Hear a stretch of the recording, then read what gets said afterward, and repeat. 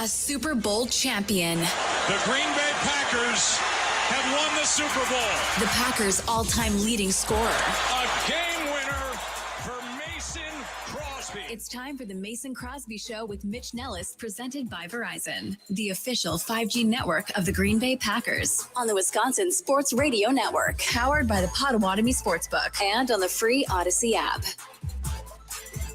The week of meaninglessness is over. The 2 weeks of vacationness is over. I am back in studio. My name's Mitch Nellis, a.k.a. Thunder, with Tommy Wirtz. This is the Mason Crosby Show on the Wisconsin Sports Radio Network.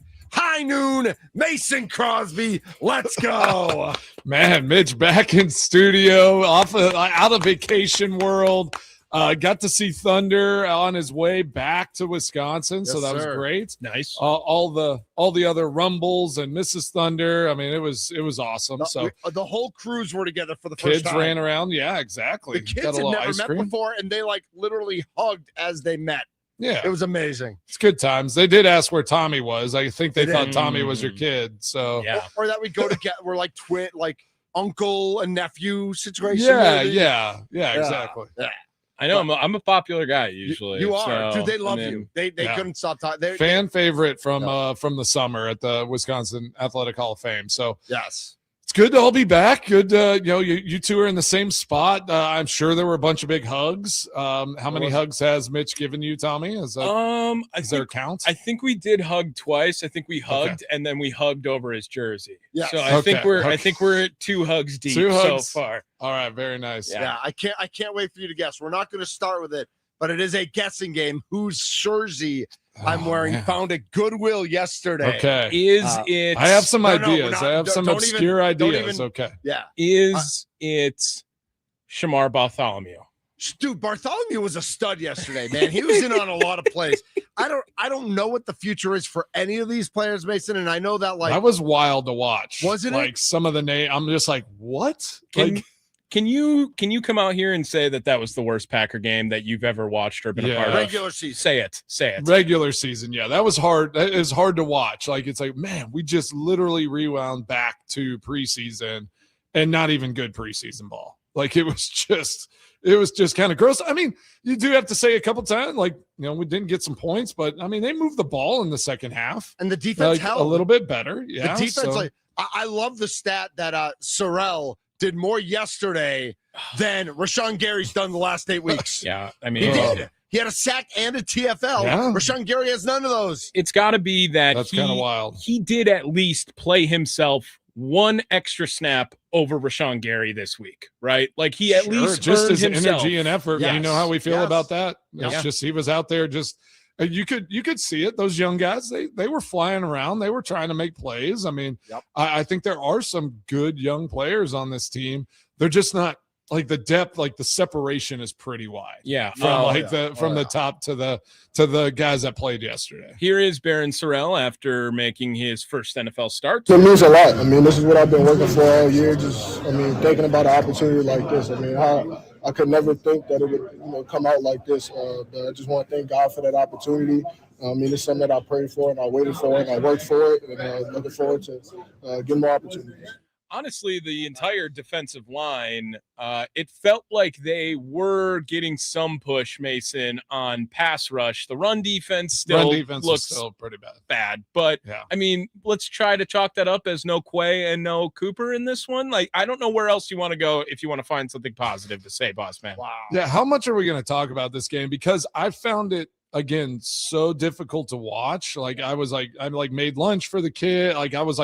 I was watching, but I couldn't absorb anything. I was just you didn't know anybody. Gosh, I'm like, what are we trying to take from this other than, okay, well, maybe that guy can come in a desperation situation. Some of these guys aren't even, most of the guys on that team aren't going to be active this week. Right. It's just those guys are going back on the inactive or who knows, going to practice squad, getting released. There's going to be some moves during the week this week. It was, But again, an opportunity for some young guys that had a chance to play some meaningful snaps, and you got to really evaluate, which you don't usually get to do. So that's what I want to ask you, Mason.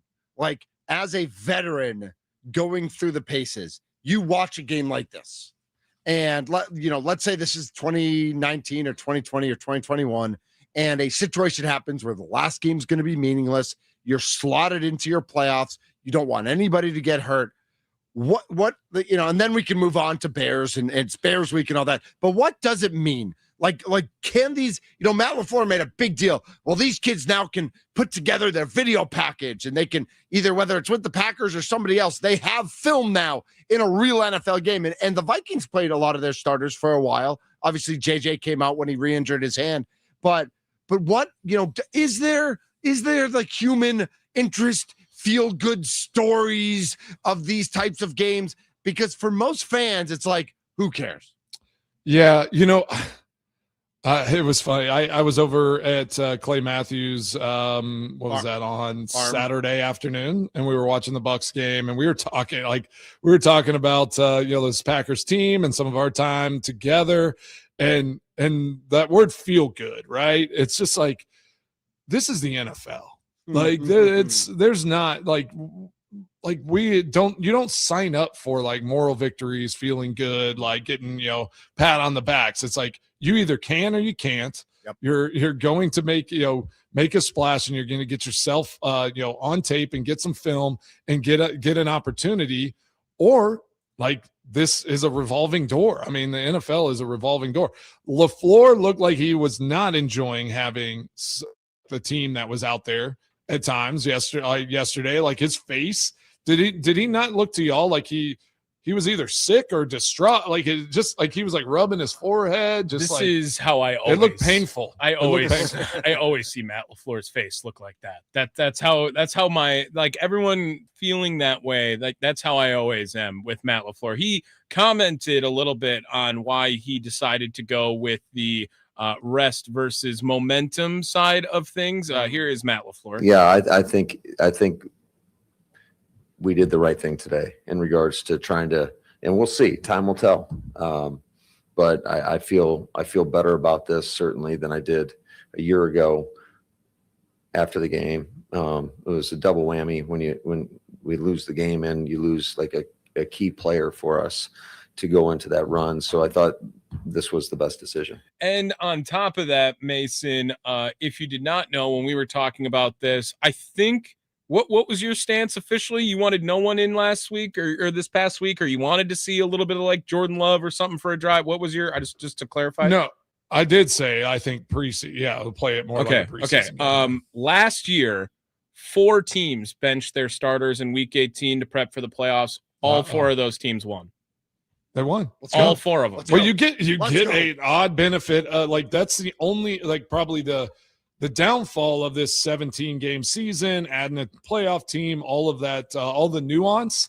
There's added some drama, like last night's game, and like all the games being played for playoff spots in division. But then it also added this wrinkle where a 7 seed now gets to have a bye week, into like, it's crazy to think that the Packers, because they were the 7 seed, got to have a bye week for their starters to get them rest. Like, this could be crazy beneficial. Molly and I were talking about it a little bit, but I do want to say this. It was funny. Clay actually sent me this because we were talking about some of the players on the team and all that. Like, I'm not going to put his comments, his business out there, but did you see Lombardi Avenue? Like the sports, it's a website, I guess. Do you know what Lombardi Avenue is? Like, I'm unfamiliar. No, go ahead. I didn't know what it is either, but he sent me this article. They wrote something about our show. Oh, my mom sent me this. No. Yes. Mason Crosby just said what every Packers fan is thinking about Rashawn Gary. Yes, I did see this. Look at that. We're making print now. We're print. Yeah. Let's go. That's crazy. Let's go. So apparently my mom got it like recommended to her in her news tab on her phone and sent it. And I was like, nice, this is what happened. Print? But now that you're excited about it, I guess I can get a little more excited. Okay. I did see. That's real. I did see that. Yeah, that is cool. 414. Hey, I'm just like I mean we're putting hot takes out there. We're putting it was funny. We're Clay sent me this and he was like things. Well, he was just like, this is not a hot take. Like, this is not like, it's just like, these are just facts that are happening right here.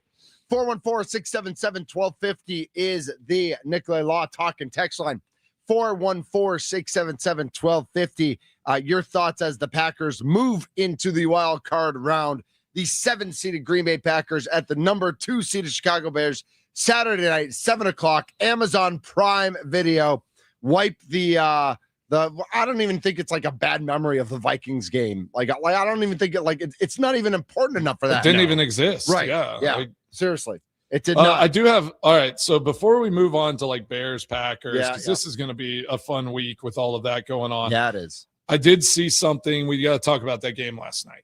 Night. So first of all, somebody 262 says Mason Crosby would have made both those kicks in last night's Ravens-Steelers game. Let's be real. Real. I'd like to think so. And then I saw this stat. I think someone put out there that the loop for the Ravens, first kicker in like 60,000 NFL history to miss the game winner, like for the division, for the playoffs, like that type of situation of a kick. Like, okay, like those stats are very like tight and minuscule, but that is wild, right? Like, talk about like a crazier ending hasn't happened since maybe like our Dallas game. Like it was what just happened? Yeah. This team was this game was a back and forth. They were kind of grinding through it. And then all of a sudden in the last like 3 minutes, just down the field, score. 20, and then 2 missed kicks. 23 crazy. 23 points in the first 50 minutes, 27 points in the last 10. Crazy. Basically. If you missed out, here's the call from last night on Tyler Loop. Snap good. Hold it. The kick is no good. It is wide right. And the Steelers are the champions of the North. So Rico went crazy. Yeah, that was obviously not Al Michaels. That's what. Oh my gosh, they don't like that. So good. That was so good that you the sent me snap, that. the hold, and It's gonna miss just barely. Looks like the Steelers are going to the playoffs. Mason, what I actually am more intrigued with the Boswell kick. What the hell happened on that, and how did the ball move that harshly at the end of the kick? What went, like, do you know exactly how he hit it and that's how the ball traveled, or it was that unpredictable? Like, that guy doesn't miss. I know. It's the first time he's missed an extra point since 2023. That's in like the third year ago now. Yeah. I mean, he's missed 2 in 4 years. Yes. Yeah. So obviously, and exceptional. They're not in that game without Boswell. He had a 57-yarder. Like, I mean, this season he's been, amazing. So it would have really stunk for them to lose in that fashion because he has been so solid for them. And no one would blame him for a loss. No. Like, media, we'd talk about it, but it's just like he has been a real, key factor for their success. All I can think is, okay, there was significant pressure off the left, and there is weird. I've had balls where I thought I hit okay, and like pressure, all that. And I don't know, like, if like the science of it, if like there's kind of air movement, things like that. Cause it almost looked like that pressure came, ball went up, and then it got hit by something. Well, and right? Pittsburgh's always been weird, right? Like, it's weird. Always a tough place. And I don't know if Loop thought because of how Boswell's moved and like if there's wind blowing that way, if on that end he played it out to the right, hoping it would come back and just kind of blocked it too much into the wind. But what I equated to, you two aren't necessarily golfers, and I sent this to our buddy Rob Hall. And he was like, golfer. He's like, I've never hit a ball like that. And I was like, I've seen a couple. Yeah. It's like, not so lot, as a golfer, right. And Boswell he's a little steep sometimes. He gets a little vertical. So if you come a little vertical and you kind of cut across that thing, it'll start left. It's almost like a pull fade in golf. So that's exactly what it looked like. He just looked like he maybe trapped it and was a little too steep on it, and it went a little right. I mean, yeah, every kicker's hit a ball like that. You just hope you don't hit it in that situation. Whenever I kind of did that in Dallas a little bit, a little pinch fade, if you will. So just kind of played it a little bit nicer. And what's your message to Tyler Loop? I feel like we need a clip on this right here. Mason Crosby reacting to a rookie kicker who hadn't missed a kick under 55 yards all season on the line, playoffs on the line. Took over for an all-timer in Baltimore. Right, all-timer, one of the best to ever do it. Yeah. And then on short notice, they had to go out and get him. Like, what's your advice to Tyler Loop during that? Just keep your head up. Had an awesome season. Don't let this, this one moment define you. You're going to feel it for a few days, for a week, for I don't know, a month as you evaluate. But reset here in a few days, a few weeks, and put goals together, and then go chase that next thing, because he's got the leg talent. He's obviously hit some big kicks for that Ravens team all year. So that again, like that one kick can't define you. And he's going to have plenty of other opportunities to go out there and do it. 920 chimes in. Attempted to watch that game yesterday, but my body said no. This game warrants a nap. Snooze through two quarters of ball.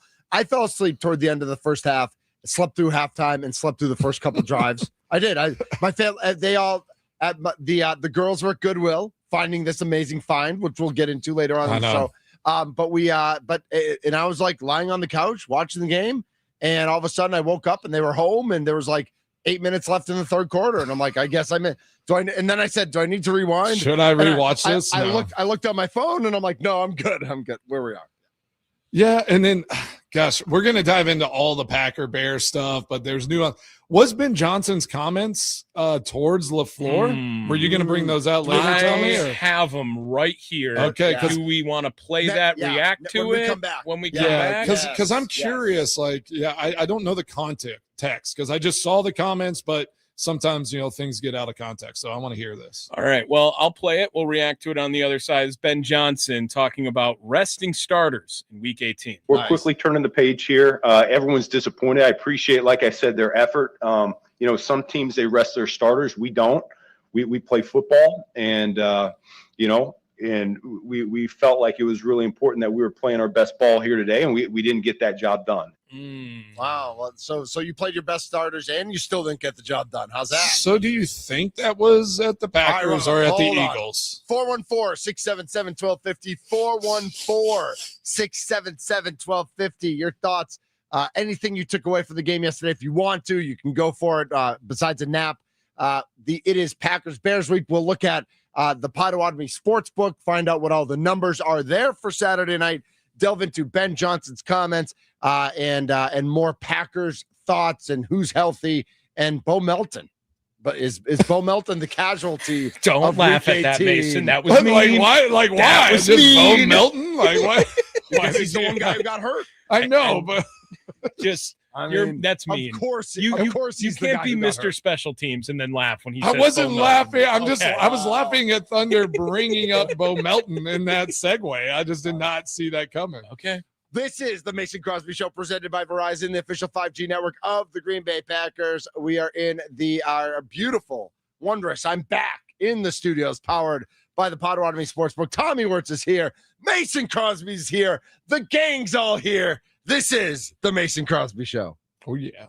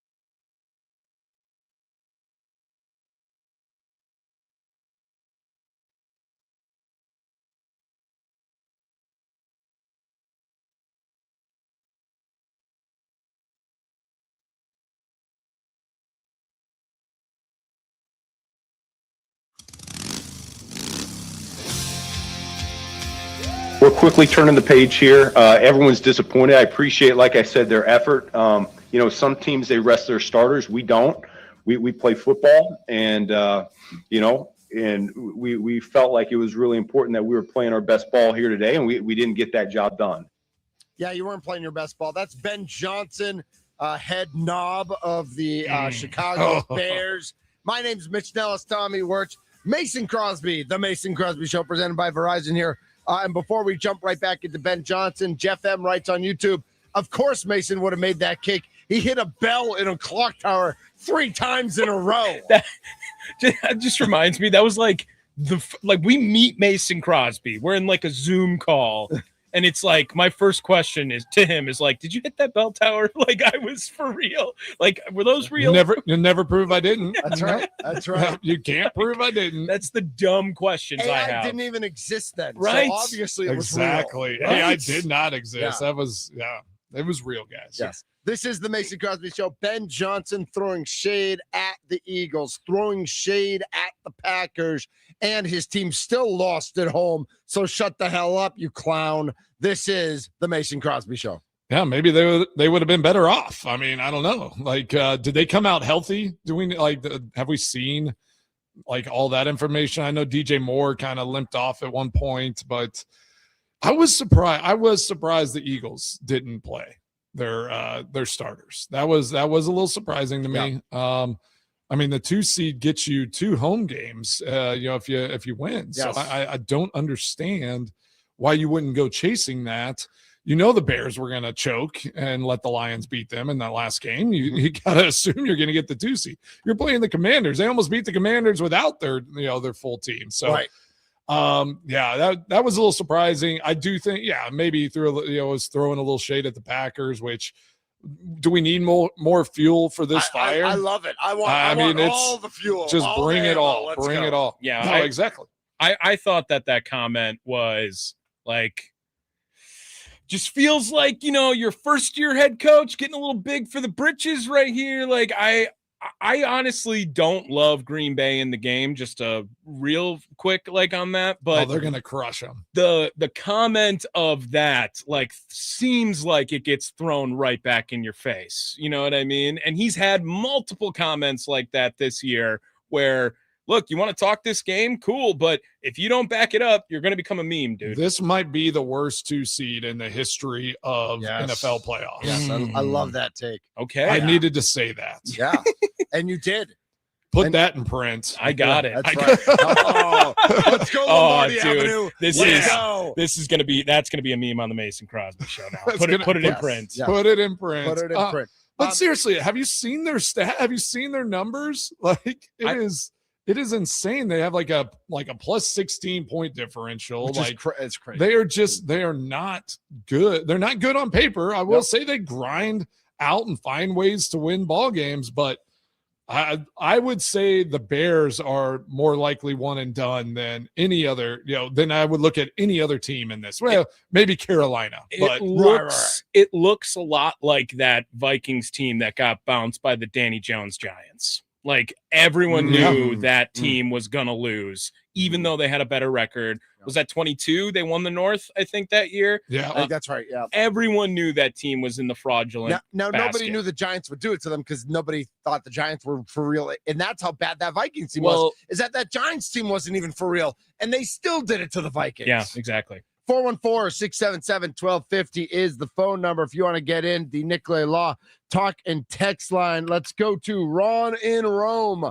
Ron, you're leading things off here on the Mason Crosby Show. Yeah, thanks a lot. I enjoy you guys. We enjoy you, Ron. I grew up in Brooklyn where ball busting is an art. Yep. And I thought that Ben Johnson went over the line at his introductory press conference when he specifically called out Matt LaFleur. Right, not the Packers, but LaFleur, right, Mason? But he said, I enjoyed beating him twice. I thought that was kind of a shot below the belt. But if I was the Bear fan, I would love Ben Johnson. He's got cojones. And then and on paper we keep saying the Bears aren't good, but they keep winning and they beat us when we fold. And so if we beat them, we'd be like, "Ha, Ben Johnson, you're a punk that talked too much when you shouldn't have." Yep. But if they beat us, and I'm a Bears fan, I'm like, oh my God, all these years of the Packers humiliating us. We finally got a coach You're that right. isn't taking any crap from them, and I love them. And so I like that the rivalry is cranked up, but now the Packers better put up or shut up that they're the better. Yeah, and Ron, I think that's a good point. Yep. I think to Ron's point on top of this, like nothing matters before this game. You throw it all out. Yep. Throw it all out. The 1-1, whatever happened, like this game is for all the bragging rights of 2025. Yeah. Oh yeah. And I live in a resort area where there's a lot of Bears fans, and I do not want to be hearing No, them. you don't. gloating No, all you don't. year Selling that and house, parading moving around out. in Yep. their Bears jacket. That's right. Please win, Packers. There you go. Thanks for the call, Ron. Amy writes in on Oh, YouTube. I love this one. I love wish this Dan one. Campbell would come out and say he enjoyed beating Ben Johnson twice this year. Nice. Exactly. That would be amazing. if he And- But did. he's not Andy gets the because he's not petty. I mean, he's not like seeking that no, out. but he'll poke the bear. He probably He'll called him directly and told him to his face, like, Yeah. I'm gonna. Hey, remember when I beat you twice Hey. this year? Yeah. Make sure you talk about the Packers, not about this game. All right. Yeah, exactly. Yeah, because we got you, and we're coming for you next year. 414-677-1250 is the phone number of the Mason Crosby Show, presented by Bahadada. What? I don't know. I had a little Are we extra gonna lose our sponsor like that? I What we hope just not. did there? presented by Verizon. Let's go to Matt in Madison. Matt, you're next up on the Mason Crosby Show. Yeah, I asked this question earlier to on John Kuhn's show. Sure. But I wanted to ask it to the three of you guys also. If like at the end of the Brewers season, before they played the Cubs, I someone would have asked you, what would you have rather, the Brewers beating the Cubs in the Trader, or the Packers beating the Bears, or the Packers beating the Bears, both in the playoffs? Again, before, once it was so emotional, I'm assuming your answer is probably going to be the Brewers. But if you would think about it from before then, what would you guys have answered? Matt, let me ask you, Matt, if Micah Parsons was playing, does that change your mind on what you would answer? No, but that's also because I like baseball more than football. Okay. All right, cool. Just All right. wondering. Thanks for the call, Matt. So Mason, your answer is always going to be the Packers. I mean, like, I mean, a playoff game going to beat the Bears, and this thing could set up. Literally, Molly and I were talking about this yesterday, how as a Packer fan, what you want to see here, right? Packers beat the Bears. You go and you beat Chicago in Chicago, break their hearts. Yes. Think of like all the things that could line up where the Packers have an opportunity to break so many like playoff hurts and like right so many wrongs. You beat the Bears at home, then you go to Seattle, get a chance to like redeem 2014, and then potentially you might have to go play San Francisco. If they end up doing something crazy, right? You could end up playing like and trying to break free of all these playoff losses, all these hurts, and on your way to a Super Bowl. What a better storyline than right now for a Packers organization. And they need to go and chase that because there's so much opportunity to just rip those chains of hurt and all that stuff that's been wrapped around this organization with certain teams. This is that opportunity right now. My stomach hurts thinking about that. I know. I don't like it's that. amazing. No. That's like God. the opportunity you want as a player. I'd be like, how are you looking so the players far ahead? up there don't even know, right? Like they don't even know all of those storylines. They don't care. They haven't lost to the Niners and the Seahawks. They don't know all those that hurt that's come from that. But like when you think about it, like there's so much opportunity there. So yes, I think this game means a lot. I do understand the Brewers versus the Cubs because of counsel, right? Because of all the things that was bit. probably bigger. Like Ben Johnson, you want to beat just because it's like all his comments and it's the Bears. But I do think the Brewers Cubs thing might have been a little heavier at that moment just to get past counsel and get on to that next step. And I think what I was talking about with Matt is I think I would pick the Packers if I believe like the Packers could win more after this. Right. Yeah. And that's why Micah Parsons, I feel like, just plays such a huge role for the Brewers. Like that was the World Series this year. I mean, as loser talk as that sounds, it was as long as the Brewers don't get eliminated by the Cubs, that is fine. Like whatever happens after that house money is gravy. Yeah, right. but we don't this, feel exactly the same way with the Packers. Right. We do now that Parsons is hurt, but we don't want to feel that way it about the feels like you're Packers. moving the goalpost on Green Bay if it's like this means more because I just want to beat the Bears and that's it. The Packers' expectations this year were Super Bowl. It's less that we want to beat the Bears. It's more that we don't want to hear from Bears fans. Yeah. Right? Like, isn't you that, just isn't don't that want the big thing at this point? Well, you don't want the Bears to win this game, lose in the next round, but then like have at least we beat the Packers Exactly. in the playoffs. Which is what they will say. It's almost just more of an annoyance than like what your organization, like hanging your like everything on that moment, right? Like the Packers are like have exceeded the Bears, since 1985. Like the Packers have become the better organization, have more championships, have done better through the course of that time. But it's fun. It's fun when these two teams are relevant, when they get to play. I mean, that game on Saturday night is going to be, it's just going to be It's going to be out of control. It's going to be control. Awesome. It's going to be cold. It's going to be nasty. It's going to be everything you want in this type of rivalry. Mason, I'm looking at the Potawatomi Sportsbook right now. Do you know what the spread is on this game? Have you looked? I saw it -1 for the Bears. Right? Bears -1. So basically, Mason Crosby, you picked the winner.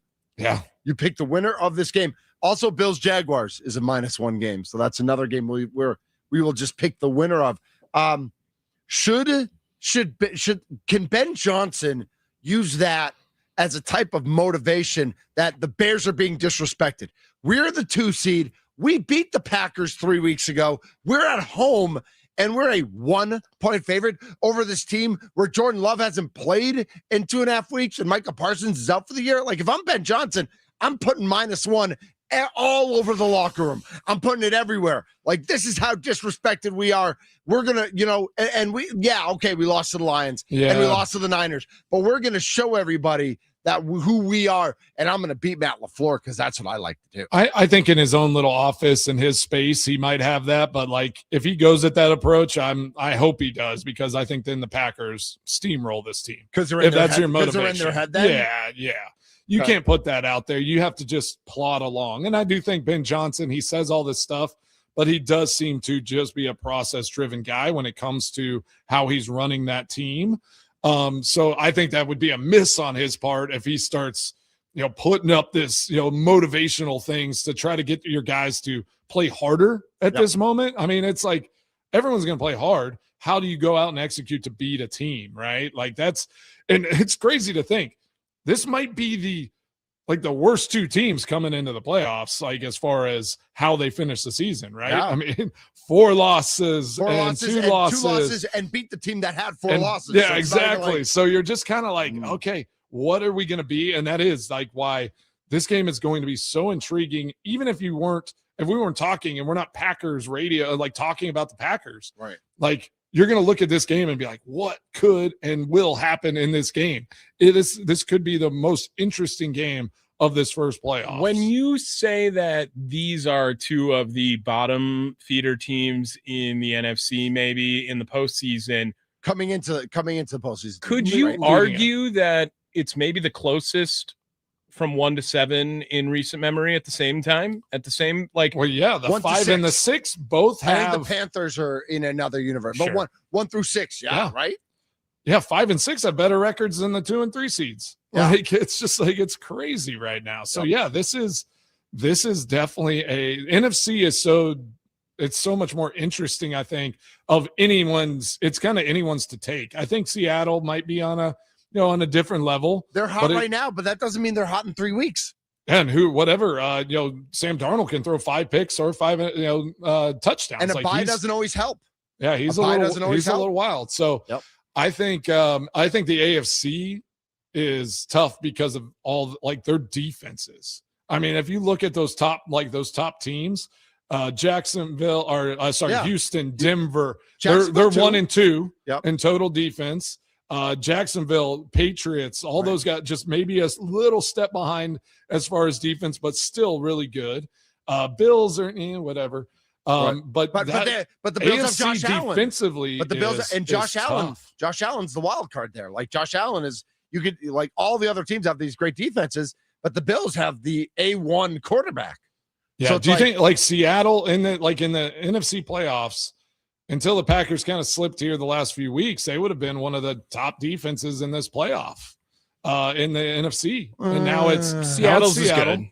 Seattle's is good. great. Seattle's really is great good right now. But who else? What other defense in this playoffs, like in the NFC side, would you be worried about? It The depends. Bears takeaways? Well, right. I mean, That's what I was But just going to but say. their defense is their not good. defense is awful. Yeah, Their otherwise. takeaways is what equalizes. But they keep winning games because of their defense. You're right. Like that is definitely happening. They are getting whatever magnet they put in the ball that just ends up falling into their hands. Like it happens a lot, and it's been happening all year with this team. On top of that, that's why I think when people are saying stuff about the Bears being lucky, I don't necessarily love that terminology with it. Shout out our boy Al Harris, friend of show. I assume at least with Mason. But anyway, I love Al.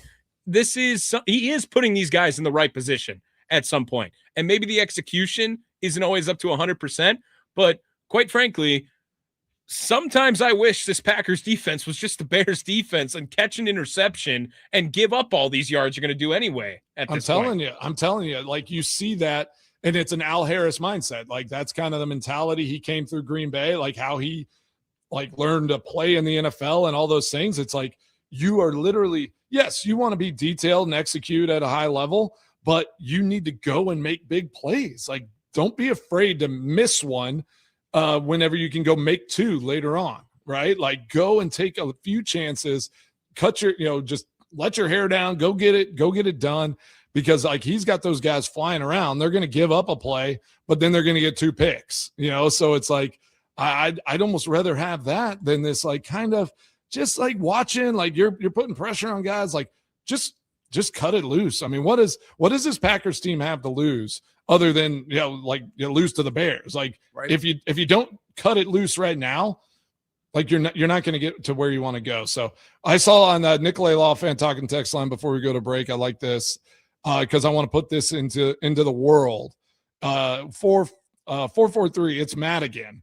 After the Bears, Seattle, and San Francisco, imagine Packers Steelers in the Super Bowl. Let's go. There it is. Let's just have that. Let's have it. Let's envision it, visualize it, and let's see it happening. We have to manifest. Aaron Rodgers manifests this thing. That's right. Mitch, do you remember the over-under for Aaron Rodgers passing yards?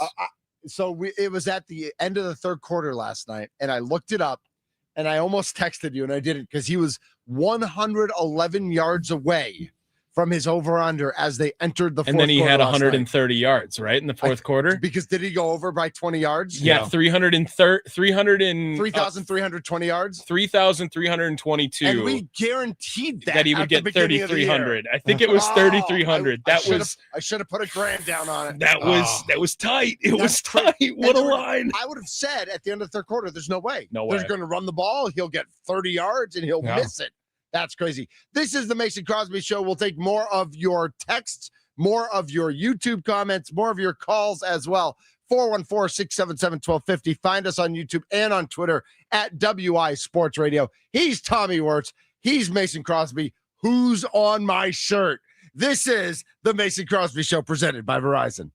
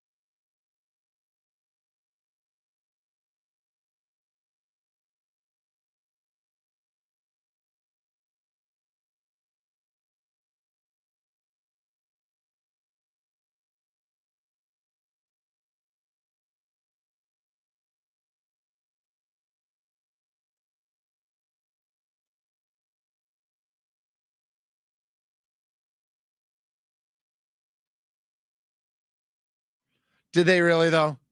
Like, did they even play football yesterday? Does it even really matter? Nothing's deflated. The game didn't even matter. It's in a vacuum. Come on, lady.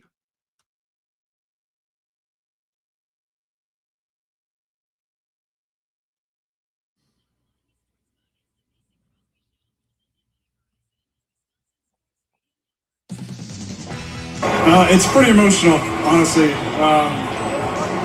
It's been a great year. So I'm thankful for these guys and excited to be going to the playoffs for the first time in a long while. Does that mean you're riding off into the sunset after this? It's been a grinding year. And 2 years before that were tough as well. So it's been an absolute blessing to be here with these fans and this organization and Mike T and the leadership that we got with these guys. And, I think we found that little bit, that's something special, which is belief tonight on the offensive side. And I'm proud of our guys, the way we responded in the fourth quarter.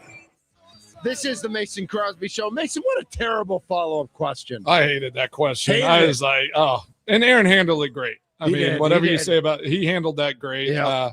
He seemed, probably more so than normal, like just, kind of reverent in the moment, just like kind of, very stoic in that, that situation.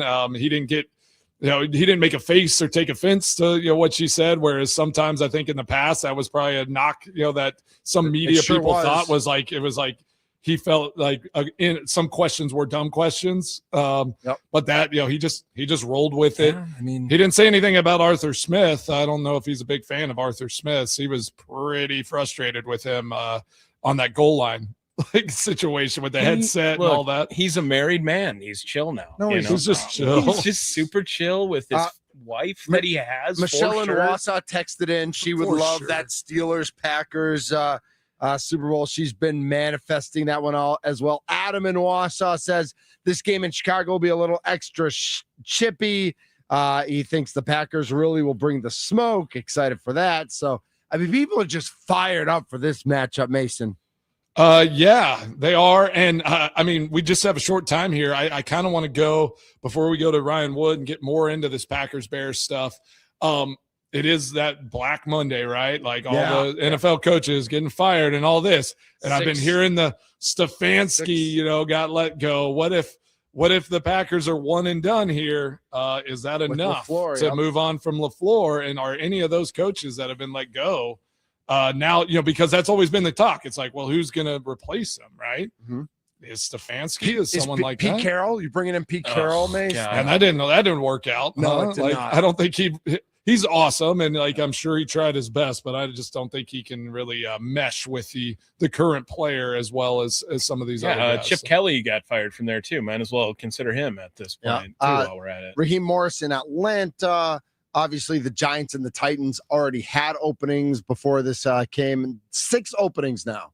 So six coaches, 4 losing their job in the last day or so. 2 had already lost their job. So was the Gannon one kind of surprising? No, they were 3-14. Yeah, they're garbage. Okay, but it felt like it was a quiet, hot seat all year for him. Sure. Yeah. I think that's does fair. anyone even remember Arizona's play as an NFL team until they're play a game? Did they play did they play any primetime games?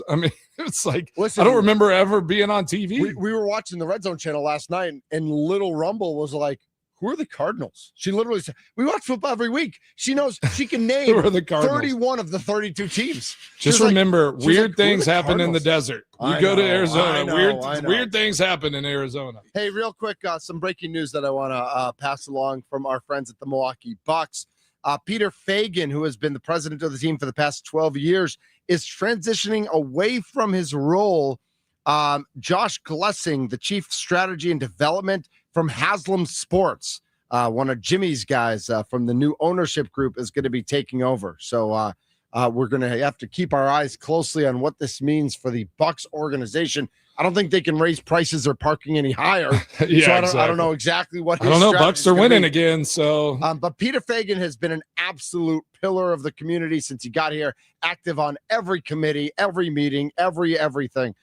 So hopefully he stays local. I know he's a New York guy, but hopefully he stays active locally and at least still is part of the community as the Bucks go through this transition. We'll see what it means. Yeah, always tough whenever somebody that's been established for that long, but it's new owners, new group or whatever. They just start putting their people in and start making changes. That's how it works, right? That's the unfortunate business. part of business. Yeah. Yep, exactly.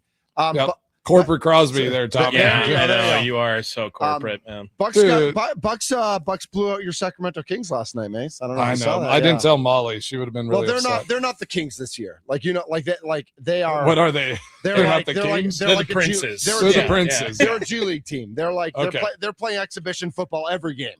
Okay. Essentially, nice. they're a mess right now. They're just trying to figure it out. Yeah, exactly. Something about playing in purple, I guess. Oh, okay. All right. Good. My roommate, big Vikings fan, went to the game. He was like, "That is one of the worst Vikings games he saw too." He doesn't feel very pleased about that game either.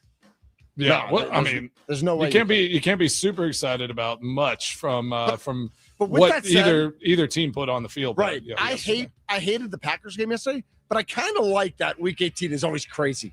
Yeah, like some teams play their starters, some teams don't. Like I don't like it for star power and watching my guys, but just for like random chaos, I thoroughly enjoy Week 18. Yeah. It is wild. Like Justin Jefferson got over 1,000 yards. It's his worst season in his career. Yeah, Six and he's straight. still over 1,000. 1,000 yards with 9 is crazy. Yeah, It's crazy. It really is. Ryan Wood, Green Bay Press Gazette, will join us coming up next, and we'll continue talking about Packers looking ahead to the Bears and the playoffs. This is the Mason Crosby Show, presented by Verizon, the official 5G network of the Green Bay Packers. Yes, sir.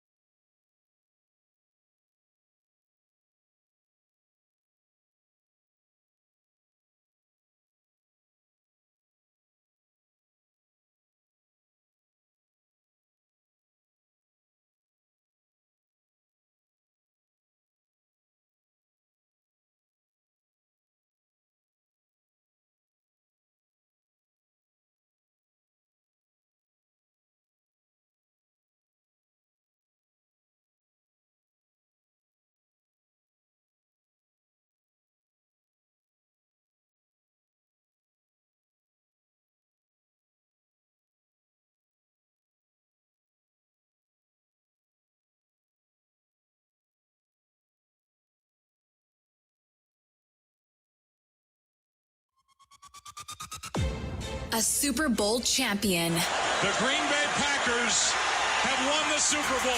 The Packers' all-time leading scorer. A game winner for Mason Crosby. It's time for the Mason Crosby Show with Mitch Nellis, presented by Verizon, the official 5G network of the Green Bay Packers, on the Wisconsin Sports Radio Network, powered by the Potawatomi Sportsbook, and on the free Odyssey app. This is the Mason Crosby Show, presented by Verizon. We're live from the Wisconsin Sports Radio Network studios, powered by the Potawatomi Sportsbook. Find us all over the interwebs at WI Sports Radio. Find us on YouTube. Find us on Twitter. You can always text us on the Nicolay Law Talking text line, 414-677-1250. You can also write your comments in on our Twitter and YouTube feeds, as well as the Green Bay Packers finished their season at 9-7-1, matching the win total of the Lions and the Vikings, but not the loss total. I don't know if that means the loss was good. They could have won that game, and then they wouldn't have had the loss, and they would have won 10 games. Mitch, That's a good point. You didn't say you can also find us at LombardiAF.com. Oh, Mason yeah, Crosby, yeah. just so everything Packers fans thinking In about print. Rashawn Gary. In print. Yeah. We are in print also. Literally in print. Joining us now, speaking of print, from the Green Bay Press Gazette on the guest hotline powered by Gruber Law One Call. That's all. He is Ryan Wood. Ryan, how you doing, my friend?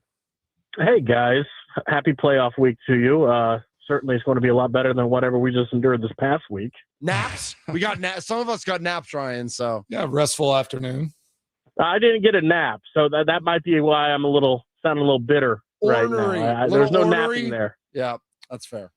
Yeah, let's talk just a little bit about this Vikings game, then we'll move on to the Bears. But I was just thinking, it's crazy to look at that, and the Packers only got in because they had the tie. I mean, they had the same wins as the Vikings. Had the Vikings played just a little better at stretches, the Packers might have been watching this weekend. So what'd you think about that game and kind of how this season ended and the hopes that we can maybe have, give our listeners some hope for what this game against the Bears can be? Well, I put nothing into the competitive portion of what happened yesterday because the Packers punted to the postseason, as was their right. And the way it turned out, a week ago, I was real skeptical of shutting down Jordan Love 2.5 games early and not playing him at all in Minnesota. But the way it turned out with the Chicago Bears falling butt backward into the postseason, they're an onside kick recovery away from losing their last 3. Right? They got dominated against the Packers in Chicago, and then they got the onside kick. Miracles happened. And then they lost their last 2. Their opponent this week is the furthest thing from hot. So get the rest that they did and not that, okay, you still gotta ramp up Jordan Love on 2.5 game absence. That's going to be something to navigate for sure. But they're not doing it against a red-hot team. They're doing it against the opposite of that. That's a benefit now. That rest is an actual benefit. Yeah, these two teams are definitely teams limping into the postseason. I was looking at that. It's crazy. The Vikings won their last 5 games. They finished the season pretty strong. Again, thankful that they weren't in a better position and that game yesterday wasn't meaningful, right? Because I don't know, with how the Packers have been playing, how the Vikings have been playing, it could have been a different story if the Packers were playing for their playoff hopes against the Vikings there in that game yesterday. Do you agree with that? Yeah, no. I feel like it's you think they could have won that game had they been playing for their playoff hopes with how the Vikings have been playing and how the Packers have played up to this point? Yeah, this is the Clayton Tune show. I don't put anything into the competitive portion of yesterday. The reality with this team is that they clinched a playoff spot with 2 games left and then acted accordingly. And I'm not in the inner workings when it comes to Jordan Love's concussion protocol Ravens week. All I know is that they prepared to play Jordan Love, clinched a playoff spot on Christmas, and then he didn't clear protocol. I'm not saying. I'm just saying. It would have been very interesting what would have happened if they had not clinched a playoff spot with 2 games to go. But that's the reality. And then they course corrected accordingly to that reality, which was therein. And this has been a hellacious season with injuries. Let's just rest up. Josh Jacobs had 4 carries against the Ravens. That they didn't play that game with the gusto. And I understand that a division title might have been on the line, but going into that game, they were on the outside looking in. I think this is a team that a couple weeks ago started turning their attention toward January, toward the postseason, and getting in the best position possible at the end of a banged up season to make some kind of run here. Do you think, Ryan, it's possible to just, kind of turn on and off competitiveness and that kind of that will to win, or like that drive to go and win every game at every cost? Do you think that is possible to turn on and off? That's what we're going to find out. We know that Ben Johnson doesn't think so, right? After losing to the Lions, playing the starters, he said, we're going to play our starters here, and that's the way it is. I mean, there's a lot of fascinating aspects to this week, but one of the more titillating ones is you've got the philosophy of play your starters through versus the philosophy of rest and get ready for the postseason. That'll be interesting. Again, I think it could have backfired had the Bears looked competent against the Lions. True. I expected them to. I picked them to win that game. I thought the Bears were going to win at home against Detroit. And then they look bad. And they've looked bad for some time now. So I think that philosophy kind of backfired. It would have been like if the Packers played their starters and played competitively against J.J. McCarthy and the Minnesota Vikings and then lost that game. Like that would have left such a dour note in a way that yesterday just doesn't, because they punted. I put nothing into the competitive aspect of what happened at US Bank Stadium. Ryan, I agree with you on that for sure. And it is wild to think that now we live in a world, NFL seasons, 18 weeks, 17 games, and the 7 seed gets a benefit of a bye week and can rest starters in the regular season, whenever the team that you're going to play, the 2 seed, has to go kind of battle it out in a division game, trying to get that 2 seed and hold on to try to get some momentum going in the playoffs. You never got that until unless you were the 1 and 2 seed in the playoffs of past. So this could be a huge benefit to the Packers if they process and handle it well, because yes, they basically, it was like they got the 1 seed. They got to rest their starters, move into this game ready to roll, healthy, going at this Bears team. I think if they handle it well, the advantage definitely lies with the Packers, just because of how these 2 weeks went. It's the benefit now because of how the Bears handled it, right? A week ago this time, Matt LaFleur is facing at a conundrum. I mean, an age-old Week 18 question that has baffled all coaches in the NFL for many, many years now. You have a finale with no stakes. How do you treat it? Do you play your guys and try to keep the momentum and the rhythm for the postseason going, which is what Ben Johnson did, or do you rest? And again, had the Bears played well and found their mojo, found their rhythm coming off the loss in San Francisco, this could have backfired. But instead, it very much, to me, backfires on the Bears, because the opposite of finding their mojo and rhythm happened. They fell flat on their face going into the postseason, while their opponent rested and got healthier, fresher, and got ready that way. They got ready in practice. They healed their bodies. That because of how the Bears handled this and the way that they played, that is, to me, why this is a benefit for the Packers. Oh, I love it. Ryan Wood. We got Ryan Wood on the Mason Crosby Show. You can find him at the Green Bay Press Gazette or at by Ryan Wood on X. Oh, gosh. I'm a huge proponent. So I was an NFLPA rep whenever this new 17 games and all this, the new CBA was going down. And there was a lot of conversation on, if they keep forcing games on these players, is there going to be a point in time where organizations, coach it, they say this is too much stress on these guys' bodies to play this many games in the course of a regular season. Do we systematically rest players throughout the season and almost give guys a week off, due to injury, have some sort of thing?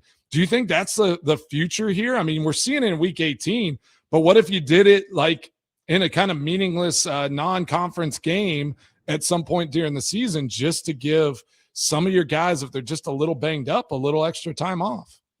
Well, I'll do you one more. The Packers did that with Josh Jacobs home against the Minnesota Vikings in November, did they not? Yeah, they kind of did it like systematically with him for a few weeks, it feels like. He banged up that knee the week before in New York. They had a short week against the Detroit Lions coming up, and Josh Jacobs could have played against the Vikings. He was not 100%, but he could have played. And we talked to him. He was very open about the greater good and realizing that you've probably beaten the Vikings at home with Emmanuel Wilson as your running back.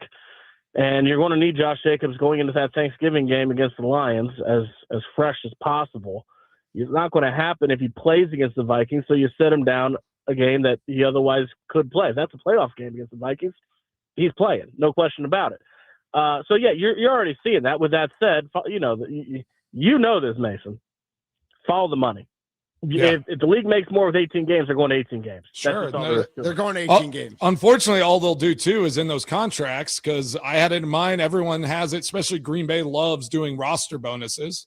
So if you aren't up on the 46, you don't get you don't get a bonus for that game, which they tie into like how they project out and push out your salary hit. So that's how they combat, and the NFL combats and teams combat, like having guys take games off during the course of a season, so your stars aren't sitting, in meaningful games.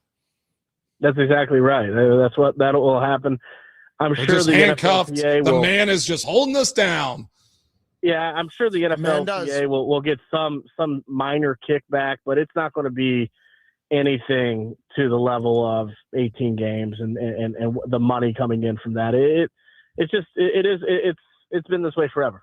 Ryan Wood, Green Bay Press Gazette, joining the Mason Crosby show here. Ryan, Trayvon Diggs, how'd you think he did his first game around here for the Green Bay Packers? We haven't really brought him up. That's probably good news on this show during this, but feels like he was pretty good, quiet, and like serviceable for that. Just worth the risk for one game and maybe for more after that, Ryan?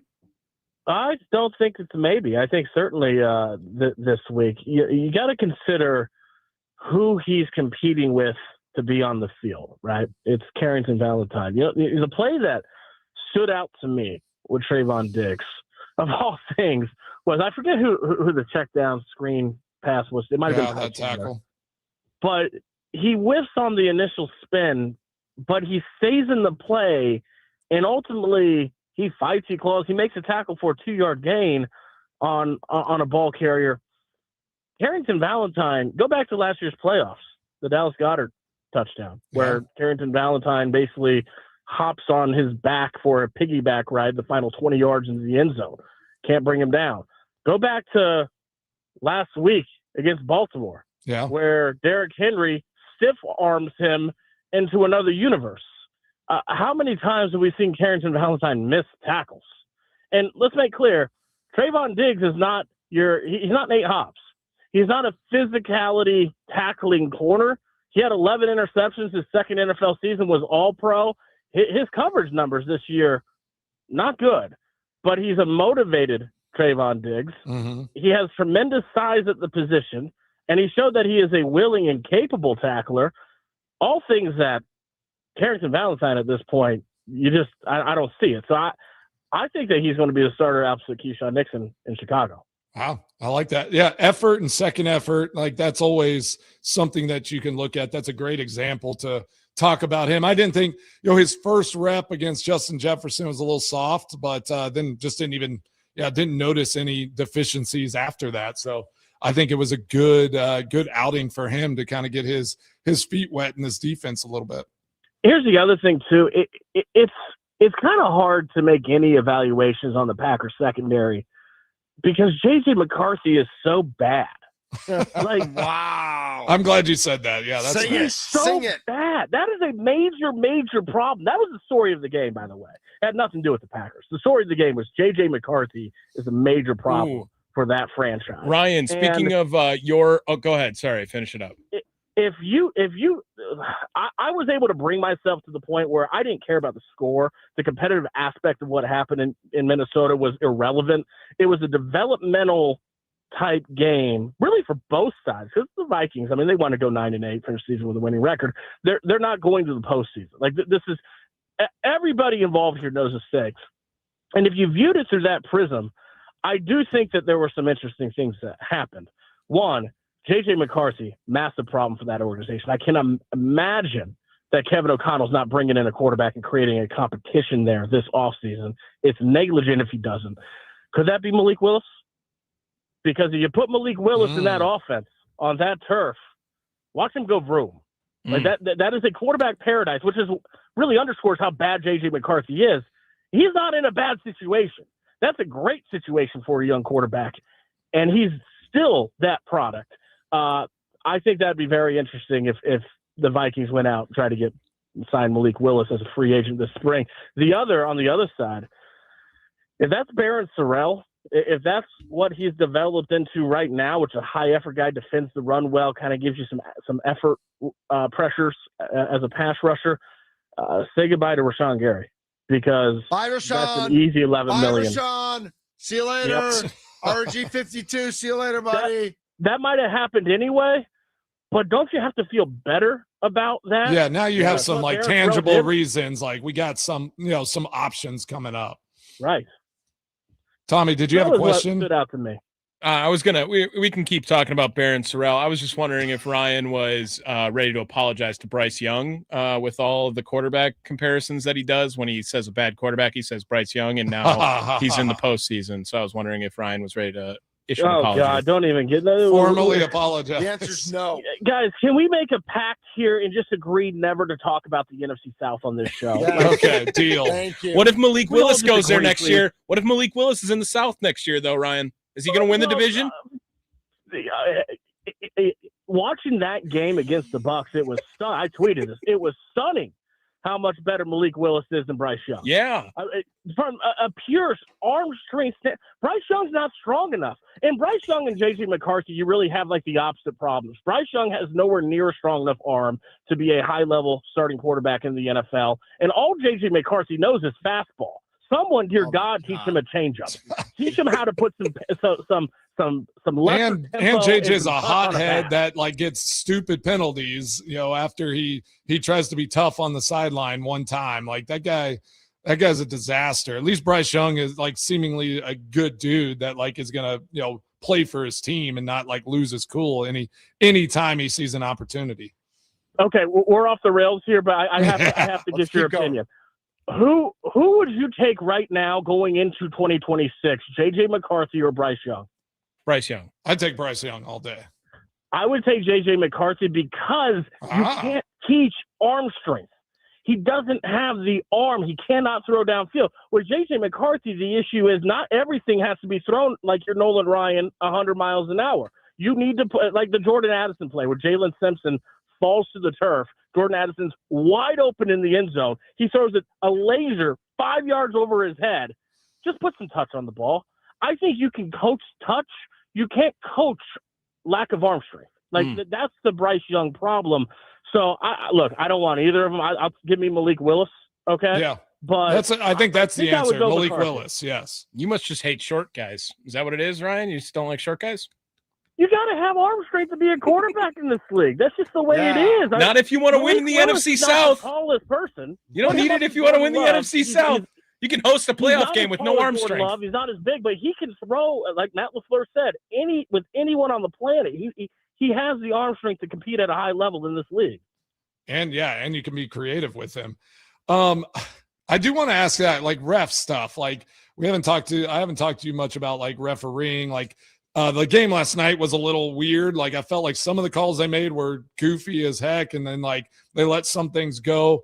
But in that game, What do you think about a ref? Like, so, and JJ McCarthy was an idiot. He was, obviously should have had a penalty, but the ref is pulling him back. And then he kind of like swipes at him and does that. Like, why are refs allowed to grab on players and like pull their jerseys? But then if a guy like reacts to it, they potentially are in getting a fine or getting another foul. Like, I hate that part of the game. What do you think about all that? Well, having pads to not having pads is certainly one thing. I don't know. If a guy comes up behind you, like someone's behind you in a heated situation and pulls your shirt, pads, no pads, are you just going to be like, oh, okay, all right? Or is your initial reaction like to turn, right, and kind of throw a bow? The reality is, and Mason, you know this, refs are not just untouchable in this league, and I don't just mean physically. I mean beyond reproach. Yeah, you can't talk about them, yeah.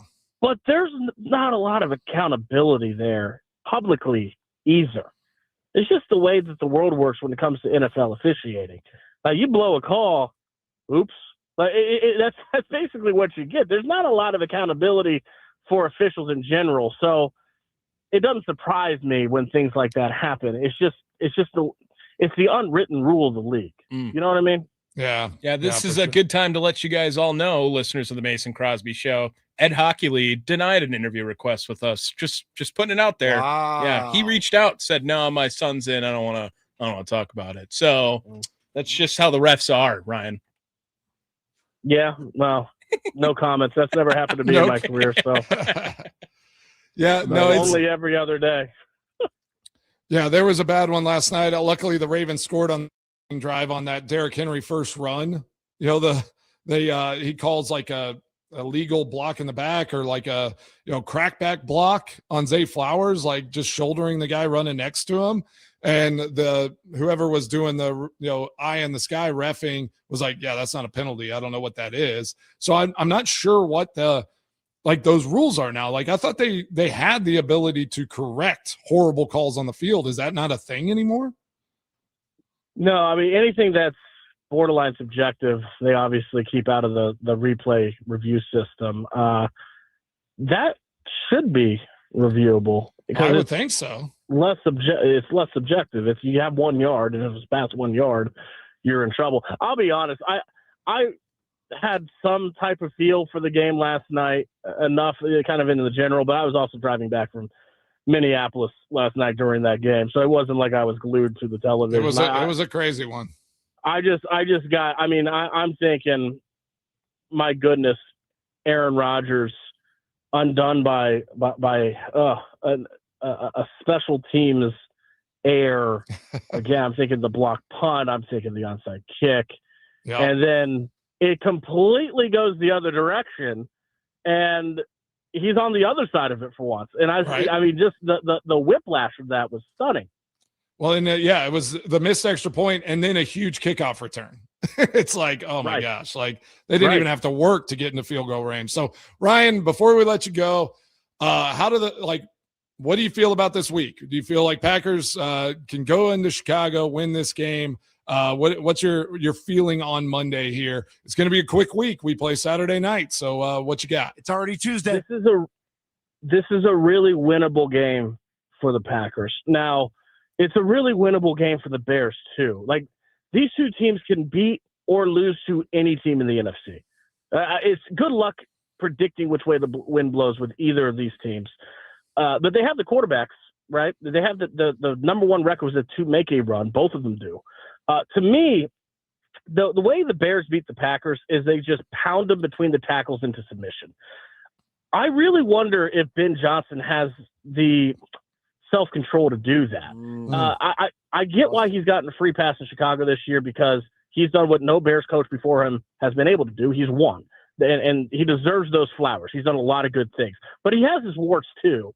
And one of those is just getting too dang cute at the wrong times, which we've seen twice against the Packers this season. If Ben Johnson comes into this game and says, you know what, we're going to treat Kyle Monangai, DeAndre Swift like Derrick Henry, we're just going to run it at them and never stop, the Bears win this game. But I don't know that he can do that. And on the other side, the Packers, if they keep clean on offense, don't turn the ball over, they're going to put up a ton of points in this Bears defense. It's not a good Bears defense. So those to me are the two keys. Can Ben Johnson stay disciplined in his play calling and not get too cute and just pound it? And can the Packers play clean, where Jordan Love hasn't played in 2.5 weeks, avoid the ball hawks on their back end, and take the explosive plays that are there for the taking against this Bears defense? I love it. Well, I appreciate you, Ryan. We will talk to you on Monday following this first playoff game, hopefully with a win, and hopes for the divisional round. So appreciate you. Glad you got home safe, and go Pack, go. All right, take care. Enjoy the game this week. Thanks, Ryan. That's Ryan Wood from the Green Bay Press Gazette joining us on the guest hotline, powered by Gruber Law. One call. That's all. When we come back, we'll take a look at our picks from the past week and look at all the playoff matchups coming up this weekend. Packers-Bears is not the only matchup. There's lots of interesting things going on. It's playoffs, Mason. It's like, I assume when you were playing, like, even if week 18 was a huge game or was win to get in or whatever, like when you get to the playoffs, it's just like the script flips. Well, it changes everything because everyone's paid exactly the same. Everyone, it's like, what are you playing for? This shows character of like what guys play for, right? Nice. Are you playing for your team? Are you playing to win? Are you playing to win a Super Bowl? You will see the character and the effort come out in full force for guys that are playing for more than just the money. Like it's a beautiful time of year. Love it. He is Mason Crosby. Tommy Wirtz is here. My name is Mitch Nelson, aka Thunder. We are the Mason Crosby Show, presented by Verizon.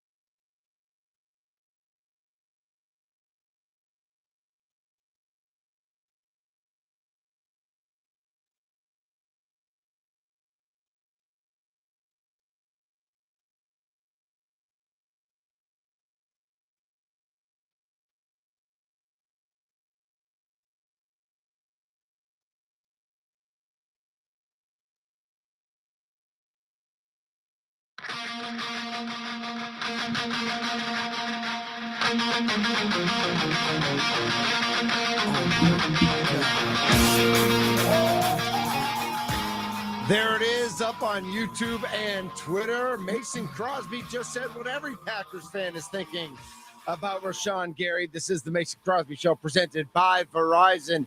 What do you think, Mace?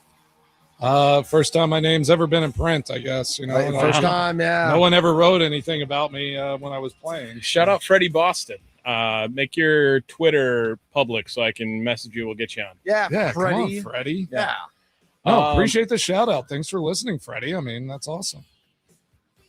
I gotta tell you guys something. Oh gosh. We have a Mason Crosby show first. Okay. All right. What's going on? And it involves this next segment here. Yeah. Tommy just put up the all-time worst pick segment of all time. How's that? Over? 0 for 9. What? What does that even mean? Lost every single college football pick and every NFL pick, I think, in this game. Yeah, not a the good college week. ones we already went through. We didn't we did not? quite go over. Oh, I actually I got every single pick wrong. I got every single pick wrong. That's something. Yeah, it That's was tough. it was tough. brutal. Hey, week. did somebody pick Miami? Yeah, you did. What? You no, did. that's impossible. There's no way I Impossible. picked Miami. That over is it, Ohio yeah. State. Let's go. Yeah, I had Miami. I had No, you had Ohio State. I had Ohio State. Yeah. I had Texas Tech. Yeah. I had Bama. Yeah. I had Georgia. Yeah. So that was college football. Yeah. We didn't talk about that on purpose when you Yeah. weren't. Yeah. That's fair. That's fair. Then I had Panthers. Yeah. I had San Francisco. Yeah. I had Chicago. Yep. I had Baltimore Yeah. and Packers to cover. I think we all had most of those. It was a bad week. Yeah. It was a bad week. The first ever 0 for 9 in Wow. Mason Crosby Show picks history, though. Congrats, boy. Belongs to me. So that was rough, Mitch. You know what? That's my karma. That was my karma That's what for you get. just ripping you last week, Yeah. and being wrong while doing it in the process. I knew just taking Miami would salvage my week. I just knew that. Yeah, that was college football playoff. Kurt Signetti is a psychopath. And yeah, Miami, they're going to be fun to watch too. However, Mason Crosby, you were on the Bucks. They did win the game, but ultimately Kirk O'Chains being the reason why the Panthers are in the postseason. Let's go. Yeah. They're That's He's your guy. great. That's He's your great. guy, right? He's just a great player. Yeah. He's a great player. Real quick, want to let you know, I know, Tommy, you and Trevor talked about this morning about wondering how the Brewers players who live in Venezuela are doing. Todd Rosiak reports that all players are well and accounted for. Yes. wanted to pass that Crazy weekend, obviously there. Yeah. It was so on Earth. It was so weird, however, how the Brewers were really the only team that had any sort of reported issues with this. The Giants came into this a little bit later, that they had like one or two players they were trying to get in contact with, but the Brewers had two major leaguers and a prospect who's probably going to get all the opportunity to be the backup catcher this year. But were they just like, is it just because a reporter decided to report it for the Brewers as opposed to other teams? Well, the Brewers Like, I released a assume- statement. Right. Like, I assume other teams just didn't release a statement. Like, every team has players playing Venezuela. They literally have their winter league going on right That's now. what I mean. Right. So it was weird. Weird that it was only the Brewers that were getting reported in on it. Yep. Or self-reported. Self-reported in So on it. do we have the rest of our records or? Yeah. Yeah, sorry. Is it just about you? Should we just sorry? should we just sit here and feel bad for you? Mason, you had what else did you have here that would have worked? You were lost all of the college picks. And Lost all of the college picks. I picked Indiana. You So relax. you had Mason. Yeah, you had Indiana. Sorry, Mitch and I had Alabama here. You're I have it good. written down. Tommy, here. you're good at this. Dude, Yeah, don't lump me This is into 2 weeks in a your row. losses. Listen, I'm 20 games under 500. I have mailed it in All right, officially that's fair. after this week. That's over. Mason, however, did pick the Buccaneers, and he did. That was it. The Buccaneers And didn't cover, though, did they? Seattle also. You had Seattle Did the and Buccaneers Buccaneers. cover? The Panthers were favorites in the game, weren't they? Yeah. Yeah, Panthers were favorites. -3. Yep. The Yes. Panthers were -3. That's in what I have written Tampa? down. Yes. Yes, they were -3 in Yeah. Tampa. Yeah, that's what I have right here. I have I literally wrote it down right here. That's know, why but you write things down wrong all the time. so I'm sometimes not like, I don't write it down. Yeah. That's why it's wrong. But yeah, Panthers are What 3-point was favorites the in the game. spread of the Panthers Buccaneers Oh my game? God. Okay, Gemini, listen here, dude. Like, I don't, you know, Yeah, And what was it? I think Tampa was favored by 3. No, they weren't. they were not. It They was were it not. was Panthers -3. Here, I can go back and look at It text. literally says Tampa -3. Okay. Well, we'll go inside radio here on who was right in this argument. This could be the promo. You don't even know. I'm in charge of that. Did Gemini get it wrong by just telling me that it was Tampa -3? Because Gemini just told me that it was Tampa -3. I do. I look back and I just integrity of the show. Yeah. I will say Bucks like, it is -3. written Panthers at Bucks How would the -3. Panthers be favored in Tampa? Bryce Young's their quarterback. This is why What is going on? Bryce Young's their quarterback. Yes. Look, Do not listen to Ryan. Do not listen to the Woodpecker at all.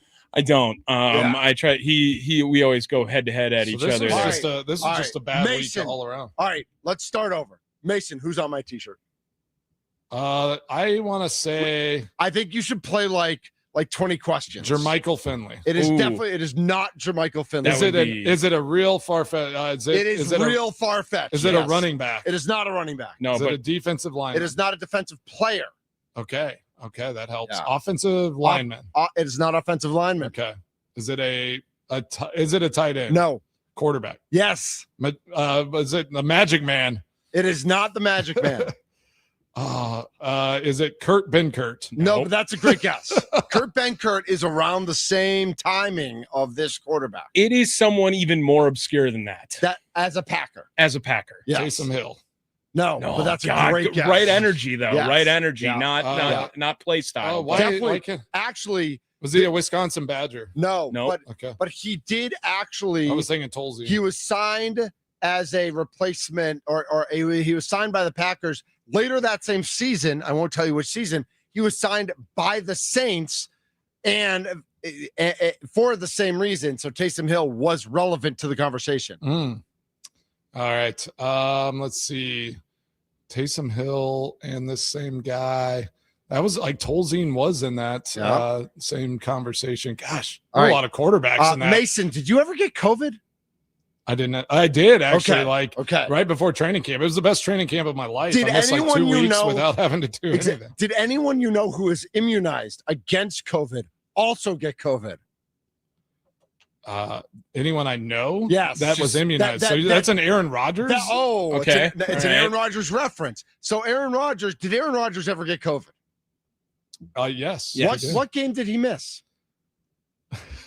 What do you remember? I can't even think back to 2020. Okay. Yeah, it was after Halloween. Right. Yes. Yes. And it was And against the Chiefs. the Chiefs. So who got their first ever Who start? played? Oh my gosh. Well, Jordan Love got his first ever start. That was Jordan Love, but who was signed as a I know. backup for Gosh. that week to back up Jordan I Love. can't remember. Mitch Nellis just came from the state of Florida. What is the allegiance he has in Florida? Right. Where do my in-laws live?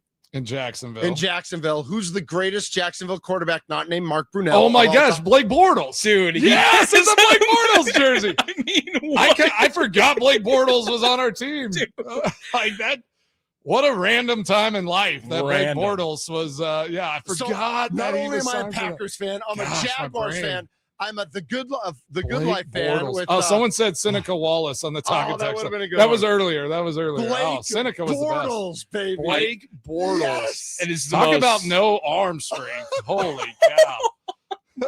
Dude, Jacksonville loved him so much. Oh man, dude. Did he get to the playoffs or did he just He went to the AFC Championship game, Oh dude. my gosh. Yeah. Unbelievable. I mean, best quarterback season not named Trevor Lawrence now in Jacksonville history. And so Mason, later that same season, Taysom Hill and somebody else for the Saints both had COVID like in December. And so Bortles went there to be the backup for a week. that's right. Gosh, I And then remember. Bortles got COVID while with the Saints because he was hanging out with all the quarterbacks. Oh, what a time! That man. was- Blake Bortles. Blake Bortles, baby. 2020 Do you have his- do season you have his feels number? like I just avoided like a bubble. It's a time where it's like I just don't even because I'd see them at the facility, but everyone had to stay apart in a sense as well. Like you really didn't get to know any of the new people that came in through that 2020 season. Did you ever get his number? I don't think so. Let me look. Like Bortles, because I mean he was there for like 11 days. Packers, Jags, Super Bowl. I'll guarantee Blake Bortles is on this show. Yes, we will get him on. Guaranteed. Oh, we'll get him and Josh Scobie. Remember Josh Scobie was on the show a long time ago. We'll get Mark Brunell on the show. Yeah, Mark Brunell will get on. Yeah, we'll get everyone who ever played for both. Eric Stokes got to be on the show. No, it's a different one. It's but Stokes played on both. No, Devon House. Oh, Devon House. That's who you were thinking of. No, Stokes played for both. Devon. Stokes left. I got Devon's number. To the Jaguars. No, Stokes went to the Raiders. No, I thought this. There was a year in He between. went to the Jacksonville for a moment. He was in the Jags in between. Wow. Yeah. Mitch Nellis, ball knower. Did not know that. Jags, Wait, was it Darnell Jags. Savage? Didn't he go down? Oh, to Savage went to Jacksonville. Another one. Maybe Stokes didn't. I don't think Stokes. Maybe I was thinking Stokes Savage. went to Oakland. You're thinking Darnell I was thinking Savage. Savage. I was thinking Darnell Savage. That's right. All right. Mason's extra points. Oh, I can't wait to get into that brain of yours. How much did Mason's kids buy in ice cream from Mitch Thunder Nellis? All of it. It was great. That ice cream was really good, by the way. It was tasty. Yeah, they crushed it. Yeah, they did. This is the Mason Crosby Show. Mason's extra points are next.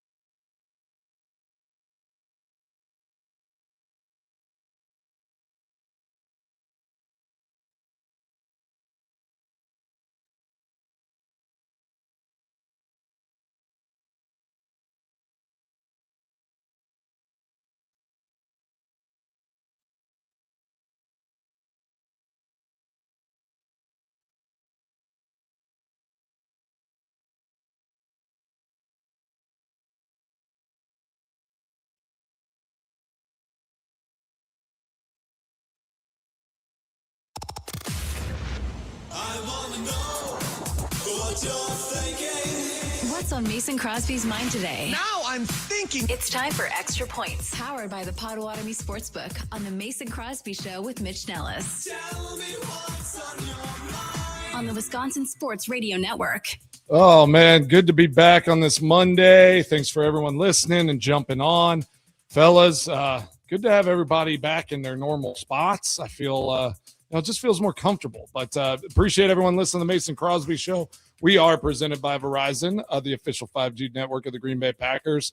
On the YouTube channel, at Brett Roll says, how about Cole Van Lannon getting paid by the Jags? Let's get Cole on. Big deal. Yeah. I love that. Yeah, that'd be if great.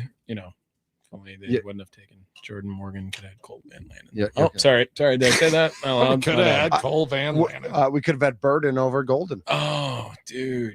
Hey, Golden's gonna be good. I think Golden's gonna be fine. And he's in the same. He's there with like Kadarius Toney and Mike. Guys that didn't catch a touchdown. Laquan Treadwell, Yeah, Kevin White. I mean, there's some not good receivers that didn't catch a touchdown their first year. There's not really a lot of good ones. That's what I said. Not good. Right. There's some not really good ones. How's that even possible? I was trying to. How did you not get a touchdown? Like, yeah. I mean, come on. Says the kicker. I mean, come on. Like, what? I scored many a touchdown points. Yeah, that's true. No one can take those points away. I scored points my very first game. Thank you very much, Tommy. Okay. Yeah. Sorry. First My game bad. And had My a bad. tackle, Tommy. Wow, in your first game, dude. My first game, yeah. Way more than I will ever get. Yeah. So respect to that. But yeah, Matthew Golden also just felt like what a terrible way to not seize your opportunity. And maybe Clayton Tune is the problem on that. No, but Clayton Tune's the problem. But I mean, Matthew Golden dropped 2 passes in that game too. Yeah, that offense though, like it literally looked like it was in slow motion. Yes. It was like take Brutal. snap, Just brutal. go back, like the handoffs were slow, everything. I was like, gosh, this Vikings defense is just having a field day watching what they're trying to do on offense. Do you know who I really wish was a Green Bay Packer and knew he was going to be a good football player, even though he was not going to get drafted high as a good football player? Van Ginkel. Andrew Van Ginkel. I knew man. it. Like, How that was the most obvious he's a Packer of all baller. time. the most obvious Yes. he's going to be good. I promise you he's going to be good. Watched him at Wisconsin. Dude was a nut job. Awesome football player. 100%. And then he went to where did he start? Miami, right? Miami, Yeah. And I was like, because he has long hair like your boy Clay. yeah, you know me and Yeah. Clay, we go way back. I know. Just like but Clay. he had a couple knockdowns on him. He's always causing havoc. Was just He so does. He's- obviously going to be a good football player. Yeah, he reads the offense really well. He always gets kind of in those throwing lanes. It's he's deceptive like that. Yeah, he started at South Dakota, by the way. Do you think Clayton Tune might be the next, it's like, who was Clayton Tune, from 2025? I mean, Like the Packer question. What game did Clayton Tune start for the Green Bay Packers? TJ Rubley, everybody. TJ Rubley came in for Brett Favre and threw an interception on an audible in a game at the Metrodome that he had Mike Holmgren literally, I think, wanted to kill him on the field. Like death. Like TJ Rubley's that guy that Packers fans just lose their brains. And shout out to Myles Garrett, new sack king. Yeah. Right. Yeah. And everyone want to say it was in 17 games. Crosby. I asked the question. No, yeah. I was setting you up to be like, that's not true. That was let me know why we shouldn't say oh gosh, I wish it hadn't taken him 17 games, but give those stats, Tommy, for the people. So if you guys didn't hear by then, snaps required for each sack. TJ Watt, when he had 22 and a half, it was 616. Michael Strahan had 567. Myles Garrett did it in 437. It's That's actually insane. the Over most 100 impressive. snaps. That is insane. Mhm. Yeah. I mean, that's wild. He's a 200 mon- he's a- snaps less he's a than beast. TJ Watt. Yeah, he's fun. Stud. No doubt about it. All right. How many is Micah Parsons going to have? Ooh. Oh, well, he's going to be back first What's week. his pace set compared to a Myles Garrett? As far as getting to those numbers, career stuff. I mean, Garrett's more like an 18, 19, 20 sack a year guy, and Micah's 12. So Myles is just. He had still, 1 year way of out 17, right? But mostly he's right Micah around Parsons 12. will break That's it next insane. year. Micah's Optimism. a stud, but he's not quite. Do at you that. think Micah Parsons will ever break the sack? Well, we'll find out on tomorrow's episode. Oh, All right. well, I like that. Sorry. Appreciate you, fellas. No, that's good. He's Mason Crosby. He's Tommy Wirtz. I'm Mitch Nellis, a.k.a. Thunder. It was an awesome Monday, everybody. Thanks for listening to the Mason Crosby Show presented by Verizon. we're selfish and stupid, but terrible